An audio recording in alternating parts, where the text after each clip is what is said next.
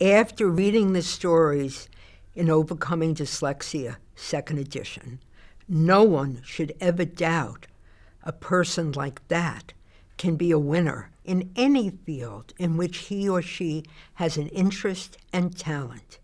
These are stories of triumph over innate difficulties, as well as those created by misunderstandings, misjudgments, and stereotyped views of what constitutes real ability or talent. For these dyslexics and thousands of others, the obstacle to success is often not their inherent physiologic weakness, but the misguided perceptions of others, those who believe that spelling has something to do with creative writing, that slow reading is incompatible with sharp thinking, that scores on standardized tests predict performance in real life for dyslexics.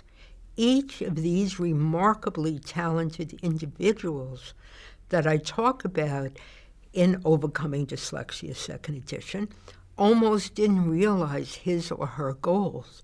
Each was made to feel stupid or incapable. So-called experts erected barriers and gave bad advice. And yet, each ultimately triumphed, viewing dyslexia as a gift more than a burden. As Sir Richard Branson often says, if I hadn't been dyslexic, I would never have done it. Dyslexics think differently. They are intuitive and excel at problem solving, seeing the big picture and simplifying. They feast on visualizing, abstract thinking, and thinking out of the box. They are poor rote reciters, but inspired visionaries. Adult dyslexics are tough. Having struggled, they are used to adversity. Hard work and perseverance come naturally. Having experienced failure, they are fearless, undaunted by setbacks. Repetition and practice are a way of life.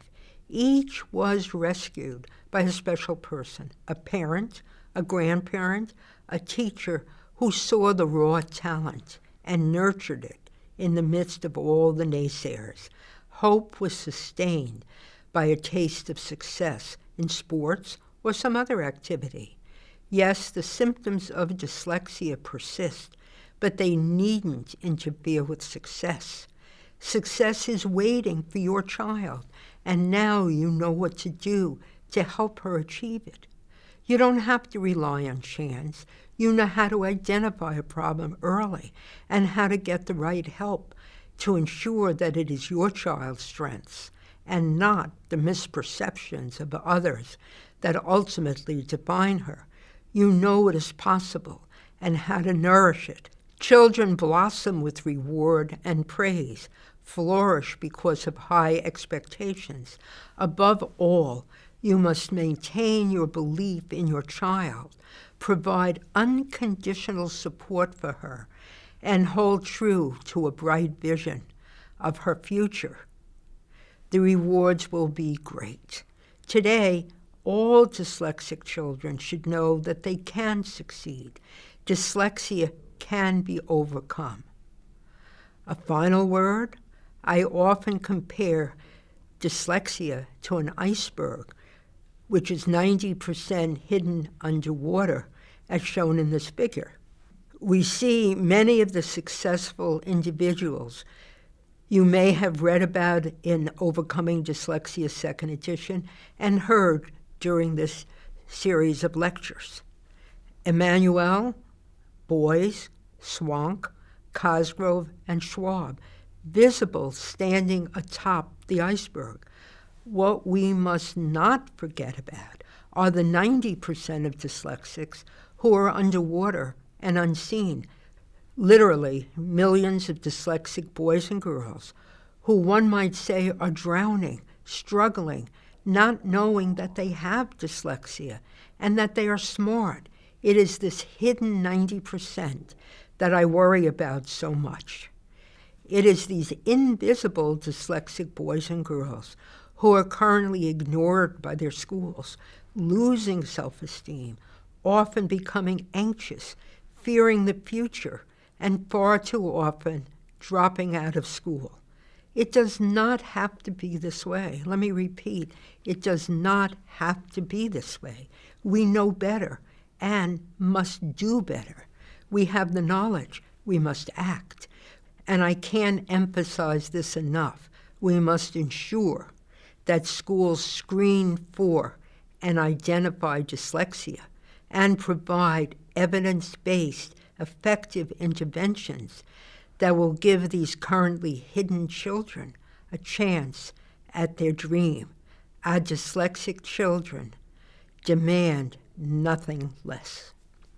What would you like to see in the schools, in the workplace, and in the community?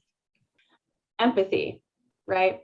And really taking the time, if you see a student or you have a friend, not jumping to conclusions or being judgmental about that person, and taking time to understand where they are coming from, and not writing a person off.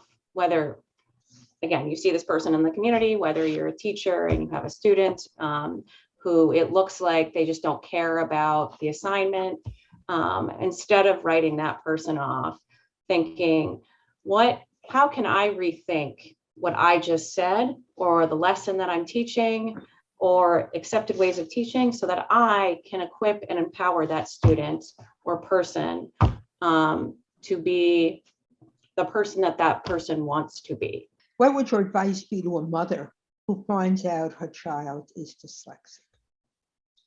So I think even knowing what I knew when I walked out of Teddy's first assessment, there is so much scary stuff that people hear. They're more in prison. They're this kind of thing.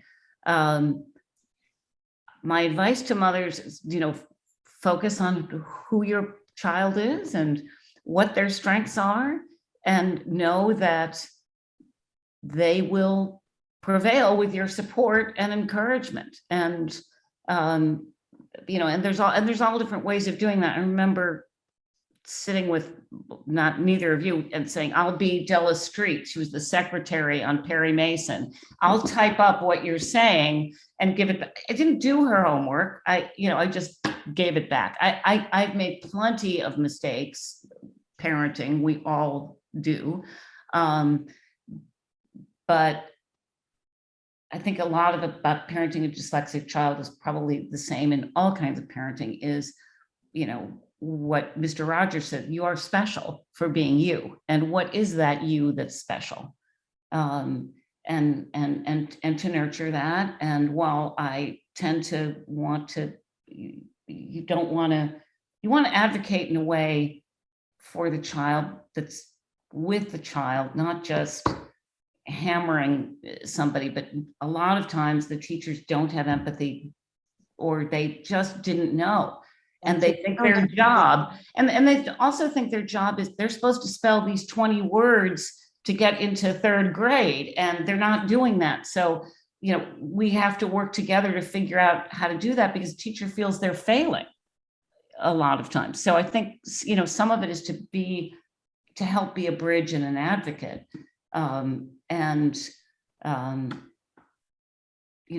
Again, something you also said, which is to always, while the reading may be lagging at certain times, to feed the curiosity and the things that they like to do, and feed it in different ways. And, go to museum if they like Egypt, or to take them to a museum, get a National Geographic video on whales, get out the telescope, feed the things that they like and that they enjoy. And other stuff will end up following with a deep love of learning and curiosity.